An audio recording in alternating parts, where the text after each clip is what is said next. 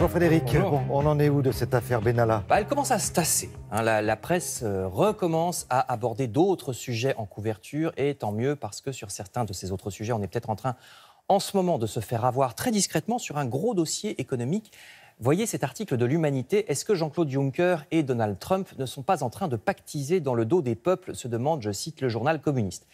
Le président de la Commission européenne est allé voir Donald Trump pour essayer de négocier avec lui parce que vous savez que le président américain veut mettre des barrières douanières contre l'entrée des produits européens sur son territoire. Du coup, l'Europe riposte. Ensuite, Trump fait comme si c'est nous qui l'avions agressé. Bon, les deux hommes seraient tombés d'accord pour une désescalade dans cette affaire. Vous voyez que c'est également la couverture du journal Les Échos. Seulement si l'Allemagne est satisfaite, la France l'est beaucoup moins. Paris se méfie du projet d'accord évoqué par Trump et Juncker, écrit Le Figaro, parce qu'il semble que l'Europe ne soit pas du tout gagnante. En effet, pour amadouer la Maison-Blanche, l'Union européenne s'est engagée par exemple à acheter davantage de gaz et de soja aux Américains.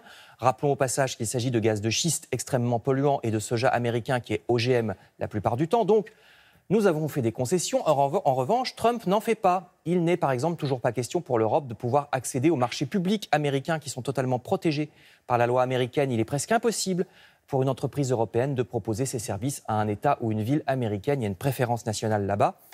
Et sur la question de l'acier, c'est même carrément une défaite pour l'Union européenne, écrivent Les Échos, puisque pour l'instant, Donald Trump maintient une surtaxe énorme de 25% sur l'acier européen.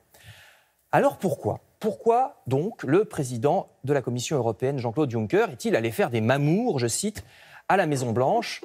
Eh bien, Libération n'y va pas par quatre chemins. Monsieur Juncker n'essaye pas de défendre l'Europe, mais uniquement l'Allemagne, dit Libération. En effet, le seul secteur qu'il essaye de sauver, c'est l'automobile, autrement dit l'Allemagne, parce que les exportations automobiles vers les États-Unis, en Europe, c'est surtout les marques allemandes. L'une des seules concessions obtenues par monsieur Juncker, c'est que les USA ne taxent pas les importations de voitures. Moralité, afin de sauver Mercedes ou BMW, l'Europe capitule sur tout le reste, écrit Libération. Et on se demande à quoi joue M. Juncker, écrit le journal. Ça fait déjà plusieurs années que l'Allemagne est accusée de ne pas jouer le jeu européen et de ne penser qu'à elle-même. On peut d'ailleurs retrouver ce problème dans un autre dossier qui est en couverture des journaux ce matin, le TGV du futur, que voici dans Les Échos, Le Parisien aujourd'hui en France ou encore Le Figaro. La SNCF a présenté hier cette nouvelle rame qu'elle vient de commander au constructeur Alstom à de nombreux exemplaires. Mais je vous rappelle qu'Alstom a été racheté par l'allemand Siemens et il n'est donc pas du tout certain que la construction de ce nouveau TGV ramène des emplois en France, parce que Siemens ne s'est engagé à sauvegarder l'activité sur les usines françaises que pendant 5 ans. Or, le contrat de construction de ces trains va beaucoup plus loin que ça. Pour l'instant, on va être optimiste. C'est toujours bien de privilégier le train, beaucoup moins polluant que les voitures ou les camions. La Croix nous rappelle qu'en ce moment, nous sommes en plein pic de pollution à l'ozone. L'Humanité nous rappelle que la Terre se réchauffe à cause de notre activité économique débridée. Quant à notre consommation d'électricité, voyez à droite Les Échos, elle a atteint un pic hier, principalement en raison des climatiseurs. Donc pensez bien à privilégier le ventilateur qui est beaucoup moins gourmand en électricité et à débrancher tout ce qui ne sert pas. C'est noté Frédéric, on vous